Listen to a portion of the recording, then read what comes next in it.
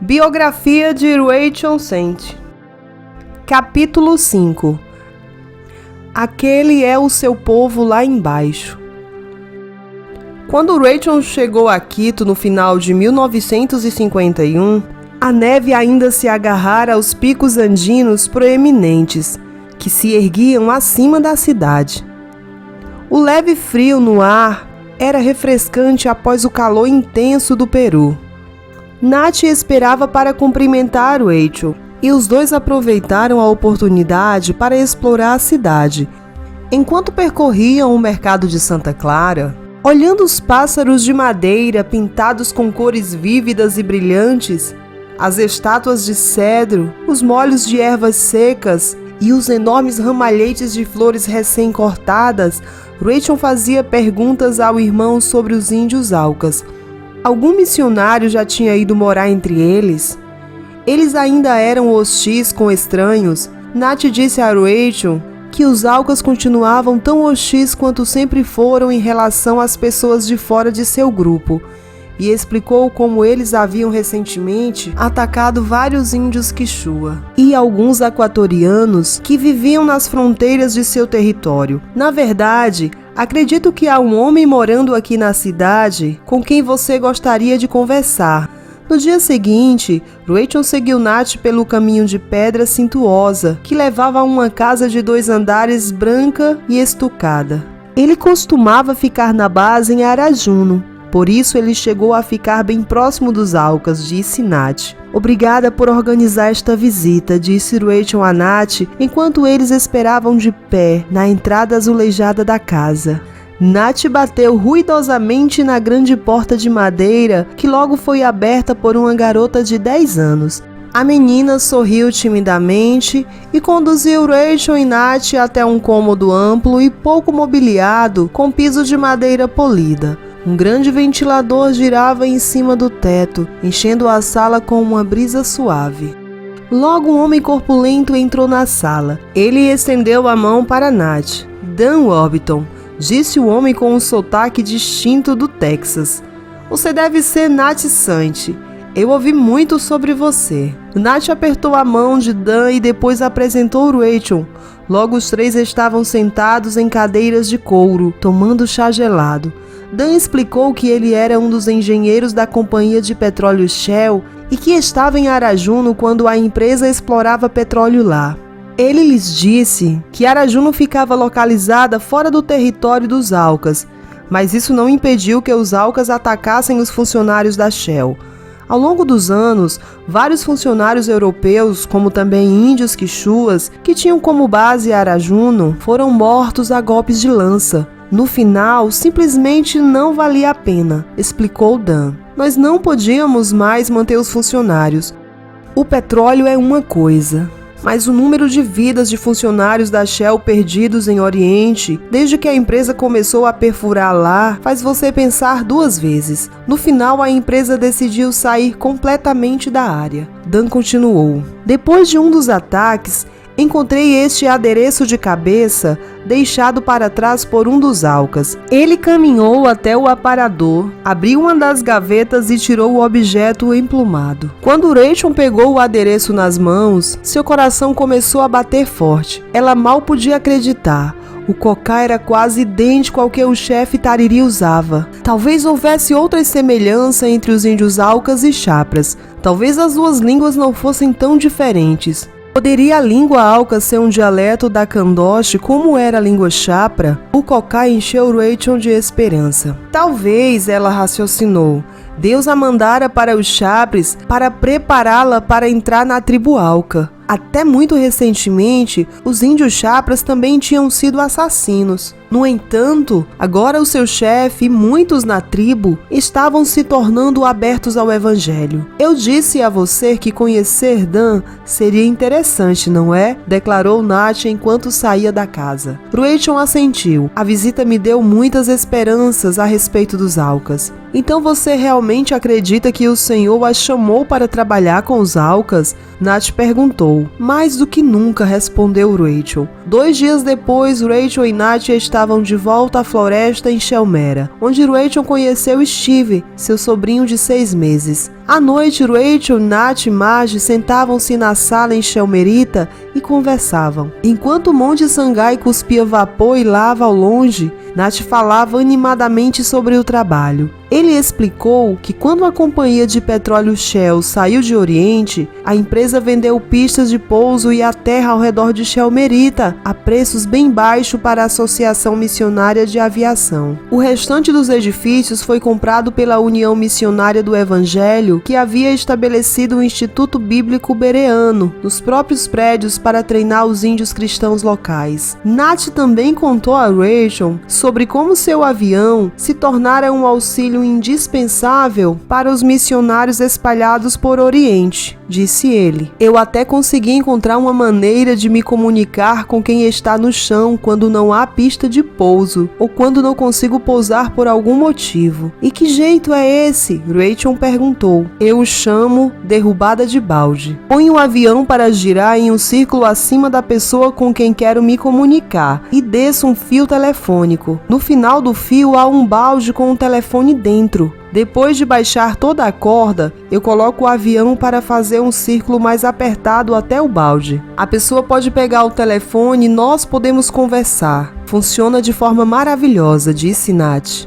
É uma manobra engenhosa, acrescentou Marge. Ele até recebeu uma carta de louvor e $250 do gerente-geral da companhia de aviação Beech, pelo que eles designam oficialmente técnica de linha em espiral. Rachel ficou muito impressionada. Acrescentou Nat. Tenho outra invenção para mostrar a você amanhã. Na manhã seguinte, depois do café, Nat levou Rachel para o hangar, que ficava ao lado de Shelmerita. Dentro tinha uma aeronave Piper Pace, de 4 lugares. A física do voo é bem simples, disse Nat. A hélice de um avião gira no ar realizando um movimento muito parecido com o feito por um saca-rolhas, puxando o avião junto com ele. Quando o avião é puxado para frente, o movimento do ar em cima e embaixo das asas cria uma elevação, o que mantém o avião no ar. No entanto, quando o motor para, a hélice para e o movimento que o avião faz para frente diminui rapidamente. Quando isso acontece, a elevação sob as asas é reduzida e o avião começa a perder altitude. Se o piloto estiver sobrevoando um campo aberto ou uma estrada, quando isso acontecer, poderá deslizar o avião e fazer um pouso de emergência. No entanto, quando isso acontece no meio da floresta, nada pode ser feito para evitar que ele atinja as árvores. Os motores do avião geralmente são bem conservados. Assim, quando um motor para durante um voo, normalmente não é um problema com ele. 99% das vezes em que o motor para é porque o combustível está contaminado ou parou de fluir para o motor. O combustível pode parar de fluir por vários motivos. No entanto, com frequência, a maior causa é por erro do piloto. Um piloto muda os planos no meio de um voo para atender uma chamada de emergência, ou por algum outro motivo, apenas para descobrir, depois de se comprometer com a mudança de plano, que ele não tem combustível suficiente para percorrer a distância extra. Este é um dos grandes problemas aqui em Oriente. Então eu pensei bastante a respeito do problema. No fim das contas, eu inventei este dispositivo. Nat se aproximou e colocou a mão em um dispositivo ligado ao suporte da asa. Eu chamo meu salva-vidas na latinha. Como ele funciona?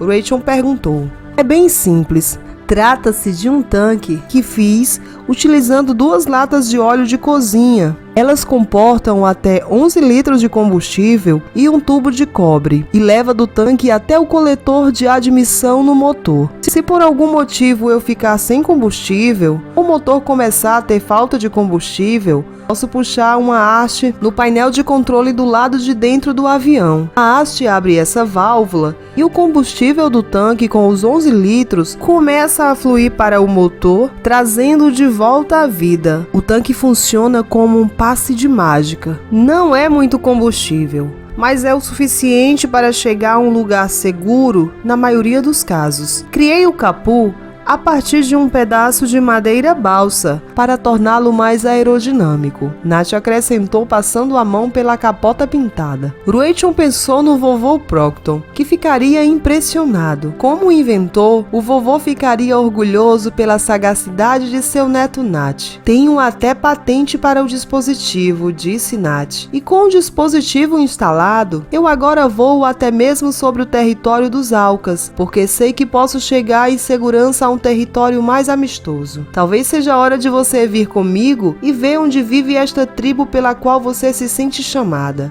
Rachel mal podia conter a animação. Uma hora mais tarde, depois de Nath ter abastecido e verificado o avião, eles estavam voando sobre a floresta. 20 minutos depois de decolar da pista de pouso de Shelmera, Nath virou o avião para a direita e apontou. Aquela é Arajuno, lá embaixo. Rachel olhou para o aglomerado de prédios abandonados abaixo. Nos 2 anos, desde o abandono do local da companhia de petróleo Shell, a floresta começou lentamente a tomar posse de novo. Vinhas entrelaçadas como se fossem tentáculos estavam engolindo os edifícios em decomposição. Depois de circular a Juno, Nath nivelou o avião e seguiu para o leste. Aquele é o seu povo lá embaixo. Este é o território Alca. Rachel sentiu os braços se arrepiarem. Então aquele era o território Alca. Aquele era o lugar para onde ela estava certa de que Deus a guiava. Os limites do território Alca são basicamente o rio Napo, disse Nath apontando para o lado esquerdo do avião. O rio Arajuno atrás de nós e à nossa frente a fronteira peruana. Rachel estudou o terreno abaixo. A floresta era densa, tão densa que não se podia enxergar por entre as árvores até o chão. Havia também pequenas clareiras e Rachel observou a plantação de jardim que havia em várias delas. No entanto, quando Nath girou o avião e começou a voltar para Shelmera, Rachel não vira nenhum Alca. Ainda assim, ela estava animada por finalmente ter visto a casa dos Alcas com os próprios olhos. Depois de um mês no Equador, Rachel se despediu de Nath, Margem e das crianças e começou a viagem de volta no Peru. Durante sua estada em Oriente, Equador, ela tentara aprender o máximo que podia sobre os Alcas, mas teve de admitir que não era muito. Por sua reputação assustadora, as informações sobre o modo de vida dos Alcas permaneciam na maior parte envoltas em sigilo. De volta ao Peru, Rachel voltou a morar entre os índios Chapras. Os olhos do chefe Tariri se iluminaram quando ela voltou, e logo o chefe e Rachel retornaram suas longas conversas onde haviam parado. Logo após o retorno de Rachel aos Chapras, Loretta Anderson partiu para sua licença. Enquanto Loretta estava fora, Rachel se lançou por completo no trabalho, ajudando Doris a traduzir partes da escritura para o dialeto dos Chapras. O trabalho era recompensador, e era ainda mais recompensador pelo fato de o chefe Tariri caminhar para a aceitação do Evangelho e se tornar um cristão. Rachel encorajava o chefe, ainda que às vezes ficasse desapontada quando ele voltava para os velhos hábitos. Nessas ocasiões, ela o desafiava com o seu comportamento. Ela lhe dizia que Deus e seu Filho Jesus Cristo eram mais poderosos que os costumes antigos, mais poderosos que a jiboia, e que todos os animais e espíritos da floresta. Certa vez, cada vez que Rachel falava com o chefe dessa maneira, ele ouvia com atenção e levava as palavras dela para o seu coração. Enquanto Rachel trabalhava entre os Chapras, os Alcas nunca ficavam muito longe de sua mente. Rachel decidiu que era hora de ir trabalhar ativamente entre os índios Alcas, lá no Equador. Claro que ela não tinha ideia de como isso tudo funcionaria, pois a Associação Wycliffe para a Tradução da Bíblia e o CIL não trabalhavam no Equador. Quando abril de 1953, a data de partida de Rachel dos Chapras chegou, Rachel disse ao chefe Tariri que iria embora. Mas Tiotari, aonde você vai? Perguntou o chefe. Vou ensinar outro grupo de pessoas. Eles são chamados Alcas e vivem do outro lado da floresta no Equador. Rachel respondeu. O chefe Tariri olhou para Rachel com os olhos tristes e disse: mas nós queremos você aqui. Eu não posso ficar, mas preciso ir, disse Rachel.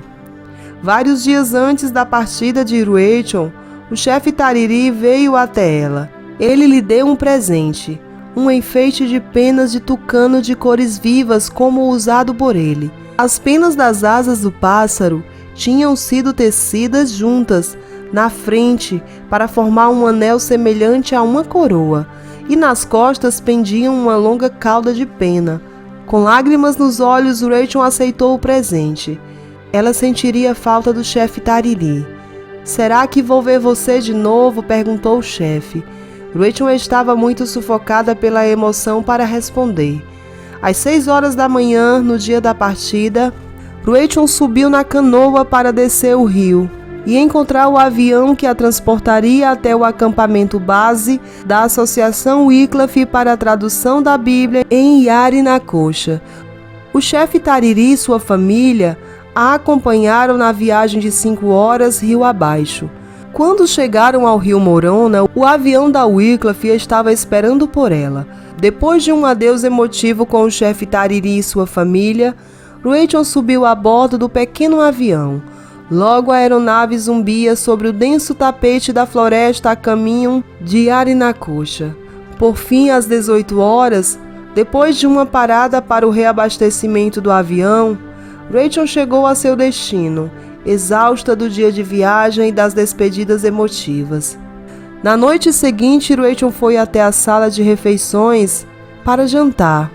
Cameron Townsend e sua jovem esposa Elaine cumprimentaram-na quando ela passou pela porta. Rachel conversou com eles por 1 minuto ou 2 e depois se sentou à mesa com Catherine e Mary, suas vizinhas missionárias mais próximas, enquanto viviam com os Chapras. Catherine e Mary trabalhavam entre os índios áparos que viviam ao longo do rio Pastaza, perto da fronteira equatoriana. Rachel conhecia o rio porque ele fluía por Chelmera, ao norte do Equador. Catherine perguntou ao Rachel de forma casual: "Para onde você vai daqui?" Rachel hesitou por um momento antes de finalmente dizer: "Eu não vou voltar para os Chapras. Minha nova tribo está do outro lado da fronteira." "No Equador?" perguntou Catherine.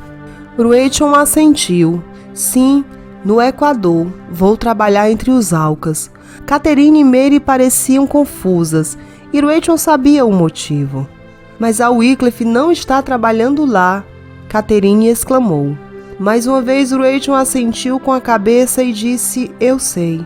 Ainda intrigadas, Catherine e Mary comeram em silêncio.